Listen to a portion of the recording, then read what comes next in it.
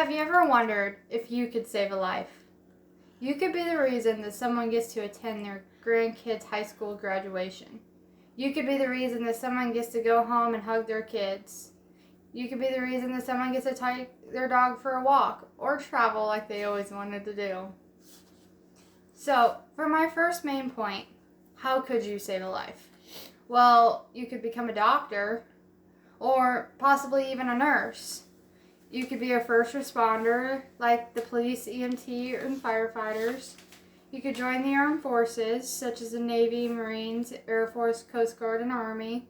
You could be a substance abuse counselor or possibly maybe even a mental health therapist because, they all have the potential to save a life. But one thing a lot of people do that they don't get credit for to save a life is donating blood.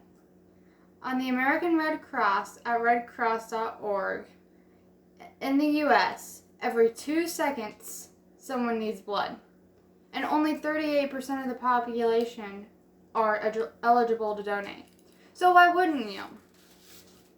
For my second main point, what do you need to know about blood and donating? In the state of Kansas, people 16 years of age or older can donate. But if you're under the age of 18, you have to have signed permission. And I know this because I'm 16 and I've donated twice. So for my next section, I am going to use some of my previous source and information from the Community Blood Center at givingblood.org. So the human body is capable of containing one of 8 types of blood: A negative, A positive, B negative, B positive, AB negative, and AB positive. Which, of course, O positive is superior because that's my blood. But in all reality, O negative is superior because it's a universal blood type, which means anyone with that blood type can donate to anyone. The O group has the most range, and that is 7% of the population. So I have a quote from Ben C. on redcross.org.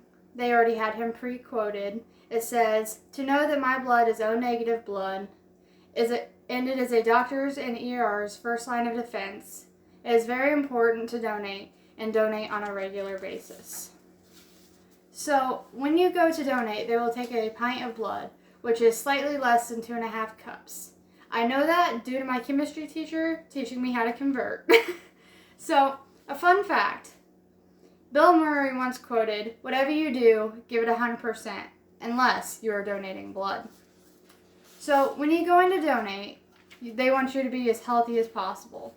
And I got some information from the clinicalcenter.gov, and they want your hemoglobin levels to be at least 13 grams per deciliter.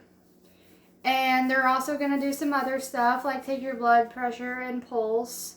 And pro tip, drink lots of water if you're going to donate so they can hit a vein easier.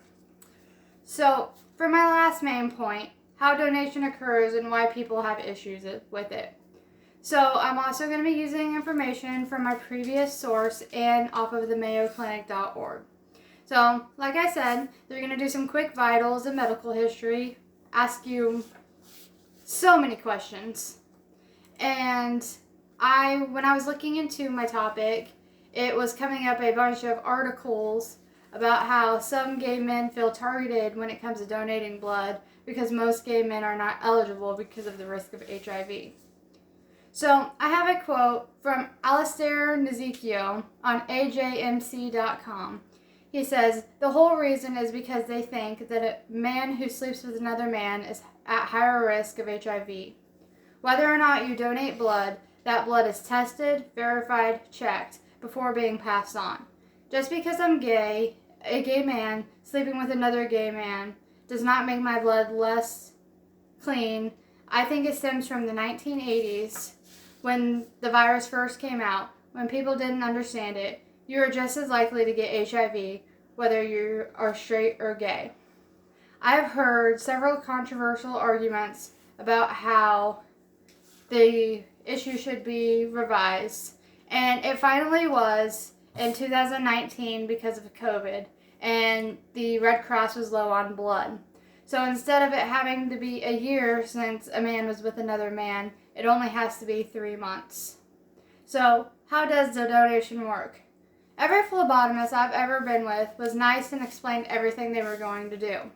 So after they did your history and your vitals and you were all clear to donate, they moved you to the chair. And the first thing they did to me was they would sterilize my arm and they would tie the tourniquet and get ready to insert the needle. But first they had to label all of their vials in the bag and ask you what your name was and birthday probably a zillion times. So when the needle first is visible, it's going to be pretty scary. I was scared, but it's actually not scary. It does not hurt.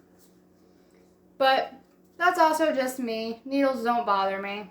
So they're going to have you squeeze a ball, and they're going to have you hooked up to the machine taking your blood for an average of 10 minutes. For me, it never felt that long, but it quite possibly could have. So you could be a hero, you could be selfless, you could save a life with one simple action. And plus, you get this cool card in the mail. That's the first time you donate. It has your name and your blood type on it. And then there's a spot on the back where you can fill out how many pints you've donated. But I'm lazy and have not filled that out. So I have one more quote from J.K. Rowling.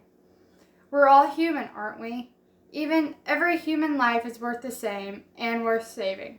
So what is stopping you?